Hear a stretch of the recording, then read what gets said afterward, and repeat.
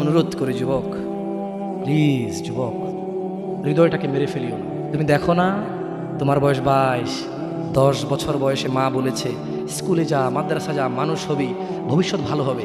তুমি শোনোনি, cricket, football, cinema, নাটক, কোথায় বিয়ে, কোথায় গায়ে হলুদ, গান বাজনা বাজিয়ে তোমার জীবন কাটাই দিছো। যুবক দেখো, 22 বছর বয়সে তুমি মূর্খ। তোমার পাশের বন্ধু পাইলট স্কুলে পড়ে, হ্যাঁ 10টা টিউশনি পড়ায়, 30,000 টাকাও কামায়।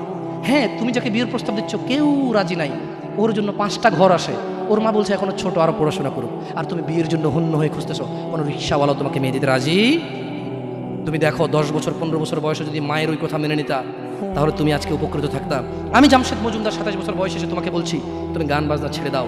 ইনশাআল্লাহ 60 বছর পরে মারা গেলে, 30 বছর পরে মারা গেলে, 70 বছর পরে মারা গেলে ওই উপকৃত হবা।